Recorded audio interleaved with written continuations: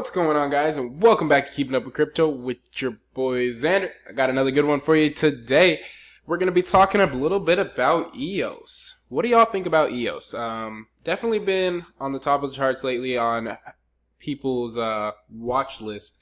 It's had quite a few turns right here lately. If you notice that it's playing at number 5 in the current market, with Bitcoin number 1, Ethereum 2, Ripple 3, and a Bitcoin Cash at a respectable number 4. Ethereum definitely taking over for number 5. Litecoin has lost some of its dominance, moving down to $145 for its current price, sitting on a market cap of $411 billion. Let's just look right into EOS.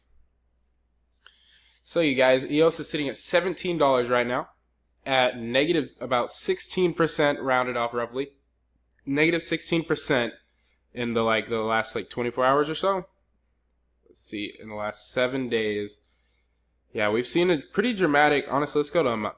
We've seen a pretty dramatic rise starting in April 10th. So just in April, mid-April to now, get all the way up to $22.50. That's pretty respectable, guys, considering the fact that let's check out the year. To $22.50, that its past peak was $18.16. That's the first time in a while that I've seen one of these top coins really re-peak and find a new top level. So that's really great to see. Unfortunately, we're seeing a drop-off right now, so maybe just some people taking profits. I do not currently hold any EOS, so don't think there's any bias in this at all.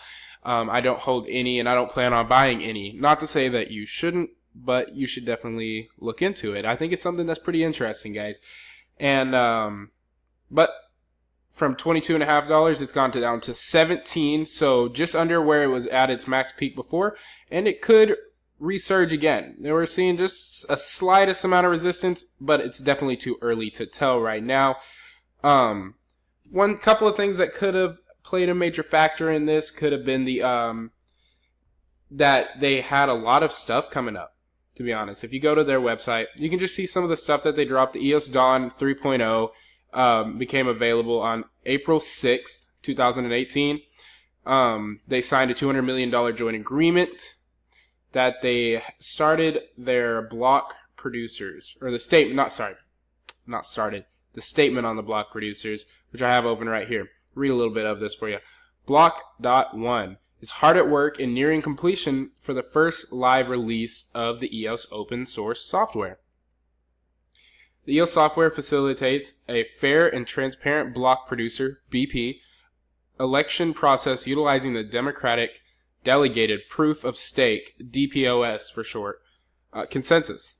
Block.1 has no plans to be a BP on any EOS.io public blockchain derived from the EOS ERC 20 token distribution. They got a lot of letters. That's all I'm reading from that. But for you guys that don't know, EOS has started selling their tokens. I believe they started selling their tokens in June of 2017, and it's going to be a year-long campaign. It's nearing their end, and they finished in June of 2018. And just in the first 6 months, I believe that they made about their company was worth about $13 billion, and they haven't actually produced anything yet. But to be fair, that's what a lot of blockchain stuff is. That's what a lot of these tokens are, is the belief that these companies are really going to come through with something.